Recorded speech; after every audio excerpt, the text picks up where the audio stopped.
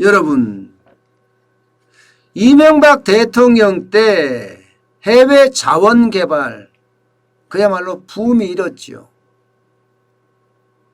말썽도 많았고 또 효과도 많았다. 저는 이렇게 평가를 하거든요. 그만큼 해외 자원 개발에 좀 몰두를 했다? 뭐 저는 이렇게 봅니다. 그런데 이게 그렇게 어렵게 해외 자원을 엄청나게 확보를 했거든요. 근데 최근에는요, 팔기에 바빠요. 팔기. 한국광물자원공사 칠레의 산토도밍고 구리광산 매각했습니다. 산토도밍고 구리광산. 이게 2011년부터 투자했거든요. 2억 4천만 달러를 투자했는데 1억 5천만 달러 받고 넘겼어요. 투자 원금의 3분의 1을 완전히 날렸습니다. 3분의 1을. 아니, 지금 이거를 매각해야 됩니까? 이명박 정부 때서 했던 거라서, MB 유산이라서 저는 그게 이해가 잘 안 돼요. 대한민국 사람 아닌가요? 여러분, 지금 이거 한번 보세요. 전 세계가 원자재가 지금 폭등하고 있어요. 원자재가. 실제로 광물 종합 지수를 보면요. 4월 15일 현재 2092입니다. 2092. 이 정도면 여러분 엄청난 거예요. 2020년 5월 대비하면 지금 거의 2배 가까이 갔어요. 거의 2배 가까이. 쉽게 말하면 원자재 가격이 지금 엄청 오른다는 이야기입니다. 엄청 오른다는 이야기. 그런데 이렇게 헐값으로 매각을 한다고 하니까 뭐라고 이야기해야 되나. 진짜 답답하다.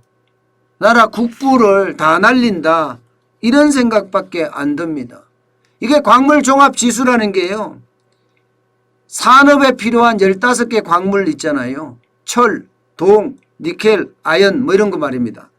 그것을 종합해서 만든 거예요. 종합해서 만든 거. 2016년 1월에 1000이었다면 지금은 2000이니까 2배 가까이 올랐다.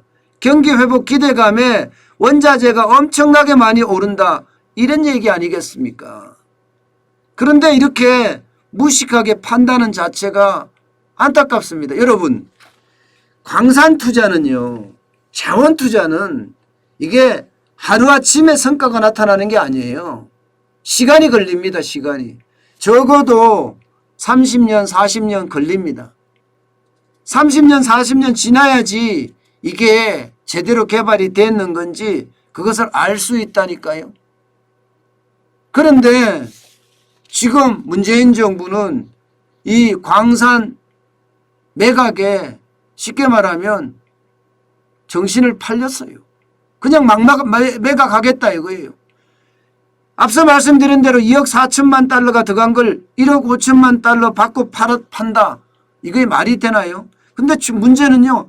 이게 앞으로 다 판다는 거예요. 다 판다는 거예요. 다 판다는 겁니다. 칠레에 있는 산토도밍고 구리광산만 파는 것이 아니라 마다가스카르의 암바토비에 있는 니켈, 코발트 광산도 지금 팔라고 매물로 내놨고요. 멕시코의 볼레오 광산도 내놨고요. 파나마의 코브레 파나마 구리광산도 내놨습니다. 여기에 호주 와이용 유연탄 광산도 지금 내놓고 매각을 서두르고 있습니다. 왜 이렇게 되죠? 왜 이렇게 할까? 아니, 왜 이렇게 하죠? 저는 왜 이렇게 하는지 이유를 잘 모르겠어요. 광산을 확보하기가 굉장히 어렵잖아요. 광산을 확보하기가.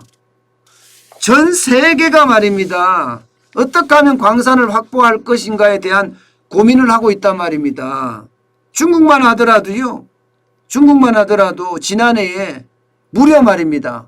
107억 달러, 우리 돈으로 하면 12조 정도의 천문학적인 돈을 투자했습니다. 자원 개발한다고. 일본도 마찬가지예요. 해외 자원 탐사 예산만 1960만 달러를 투입을 했습니다. 2016년에 650만 달러에 비하면 3배 이상 늘어난 수치예요. 미국이요? 미국은 트럼프 대통령 때도 그랬지만 조 바이든 대통령 때도 희토류 뭐 이런 거 있잖아요. 자원을 어떻게 하면 확보할 수 있는 방안을 마련할 건가, 여기에 대한 행정명령의 서명까지 했습니다. 그런데 지금 대한민국은 거꾸로 가고 있어요. 거꾸로. 대한민국은 거꾸로 가고 있다고요. 이명박 대통령은 대한민국의 대통령이 아닙니까? 아니, 좌파 우파 가르면서 우파 대통령이 한 것은 아무것도 아니라고 이야기하면서 저렇게 매각을 해주면 되겠냐고요. 보세요. 지금 해외 자원 개발을 우리나라는 거꾸로 가고 있어요. 역주행이에요. 역주행. 2011년까지만 하더라도 70억 3,100만 달러를 이게 투자했다면 지금 2020년에는 7억 1,300만 달러로 완전히 줄어들어 10분의 1토막으로 떨어졌습니다. 10분의 1토막으로. 전 세계는 전부 다 자원 개발하겠다고 난리인데, 여러분, 공기업이 해외 자원 개발하는 거 이거 MB 때 한 게 아니에요. MB 때.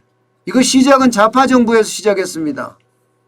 김대중 대통령이 처음으로 해외 자원에 대해서 눈을 돌리기 시작했고, 그리고 해외 자원 개발 기본 계획을 마련한 게 김대중 대통령이에요. 그리고 노무현 대통령 때 와서는요, 러시아나 브라질이나 칠레 17개국을 순방하면서 실제로 자원 외교에 나섰습니다. 그래서 상계에 안바톱이나 블레오 강산 같은 경우는 노무현 정부 때 이루어진 거예요. 그런데 지금처럼 무조건 해외 자원 개발은 적폐다, 이렇게 낙인 찍고 당장 성과가 나지 않는다고 주요 광산을 매각하는 것은 이거야말로 바보 같은 처사다, 이렇게 이야기합니다. 여러분, 대한민국 자원 없습니다. 기술로 먹고 삽니다. 때문에 그 어떤 때보다 원자재 확보가 우리의 생존의 문제에 달려 있습니다. 생존의 문제. 희토류가 중국에서 만약에 수출 금지해버리면 우리는 엄청난 충격을 받는다고 이야기할 정도로 우리는 자원 하나가 없으면 우리 산업 전체에 영향을 미치잖아요. 그런데 정권 따라 입맛 따라 이렇게 냉탕 온탕을 번갈아 가면서 왔다 갔다 한다는 건 어쩌면 대한민국의 운명인지도 모르겠어요. 대한민국의 운명인지도. 저는 그런 걸 생각하면 참 가슴이 아픕니다. 무엇보다 우선이 돼야 될 게 국민이고 그리고 국가잖아요. 그런데 도대체 문재인 정부는 국민이 우선인지 잘 모르겠어요. 국가가 우선인지 모르겠어요. 무조건 권력이 우선이다. 정권을 유지하는데 사활을 다한다. 뭐 이렇게밖에 생각이 안 듭니다. 그러니 안타까울 수밖에 없지요. 국부잖아요. 국가가 개발한 거잖아요. 그러면 그것을 잘 다듬어서 대한민국이 얼마나 가치 있게 만들 것인가, 거기에 초점을 맞추면 안 되나요? 왜 이렇게까지 하는지 좀 답답합니다.